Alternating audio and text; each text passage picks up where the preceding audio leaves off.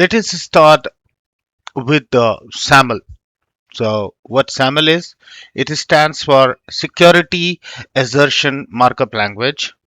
Now, the name sounds complicated, but the basic idea is quite simple. SAML is a standard used to exchange authentication and identity information between an identity provider and an application, or you can say service provider. And it is widely used for enterprise single sign-on. Let us take a look at the flow, how it works, and let us take a practical example.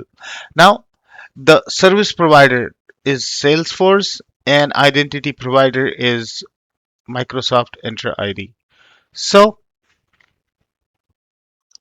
a company does not want to create or uh, provide separate login credentials for Salesforce to its employee. So what they will do, they will go ahead and integrate the Salesforce application into Microsoft Entra ID for single sign-on. And now what happens when a user tries to log in? So the user opens the Salesforce login page. Now Salesforce need to know who the user is, right? That is what every service provider or every application want. They want the user to log in. So first what it will do to get the user's identity, it will redirect the user to the identity provider. It will redirect to Microsoft Entra ID. Now the authentication happens in Microsoft Entra ID. User sign-ins and Entra ID verifies the identity. What happens after that? Now this identity provider creates a data in SAML format, which is sent back to Salesforce. So Salesforce, my Entra ID sends it to back to Salesforce.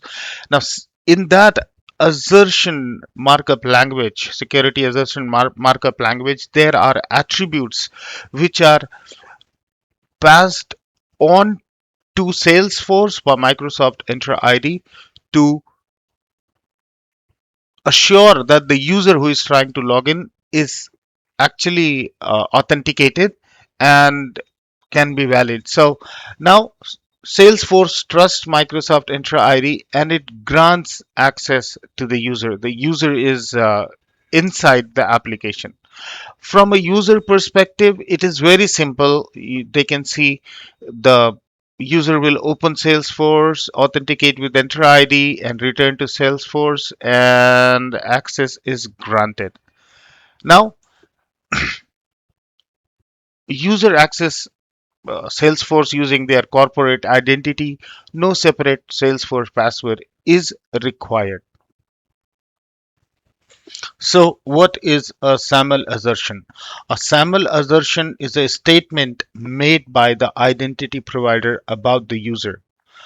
Uh, what a SAML assertion can contain. So, this it will contain who authenticated the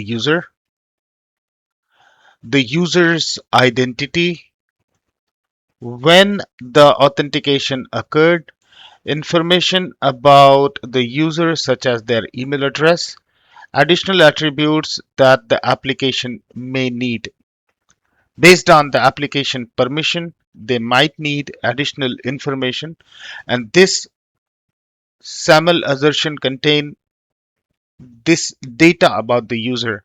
So it answers these questions: who authenticated Microsoft Entra ID, subject is user identity, user at company.com, authentication time, when the authentication happened, email users, user at company, or what is the user ID, group roles, what is the role of the user, it is from the sales team, project user, or an administrator of the application, additional attributes like department, sales, location, all this information. So in an assertion can contain this value. When Entra ID passes this information to the application, it adds the answers in the assertion markup language, and it sends it to the application. Now the application gets the answer and it provides user with an access. So a SAML assertion is not user's password, a very wrong misconception that in single sign-on the password is captured by the application. I am discussing it from the very beginning of this video. A SAML assertion is not the user's password. A password is not what SAML is designed to exchange, or the information that is passed on to the identity provider in the SAML assertion. It does not include the password. The identity provider provides a digitally signed assertion that the service provider can validate. So the identity provider provides the SAML assertion uh, data to the application, which application will validate and assign the access. If anything is changed in between, or if somehow this SAML assertion is uh, intercepted or changed, then the authentication will not happen. We will look into the SAML and understand all the terms and how do we configure this SAML assertion. Why does the application trust Entra ID? This is another important question. Why should Salesforce simply believe whatever Entra ID sends it? So, the simple answer is it does not trust anything blindly. What happens when we configure the SAML SSO, the identity provider and service provider establish a trust relationship? That is why the application integration is done in Entra ID, and there are details during the integration which is shared between these two platforms, the identity provider and the service provider, and it establishes a trust relationship. The application is configured with information about the identity provider, including information that allows it to validate the SAML response. The SAML response is also digitally signed, so the application can verify that the response came from the expected identity provider and that it hasn't been altered. That is what allows the application to trust the authentication performed by Entra ID. One more important concept here: SAML does not actually perform the authentication. The distinction is worth remembering. So, the application does not give you a user ID or password prompt to log in. Rather, it redirects to the Entra ID link. And the technology that works behind this is SAML. We think SAML performs the authentication, but it does not actually perform the authentication. It is the Entra ID which performs the authentication. SAML provides the standardized way for Entra ID to communicate the authentication result to the application. So if someone asks, does SAML authenticate the user? The better way to think about it is the identity provider authenticates the user and SAML communicates the result of that authentication to the service provider, and that we know that happens through the security assertion markup language. So finally, we have understood SAML.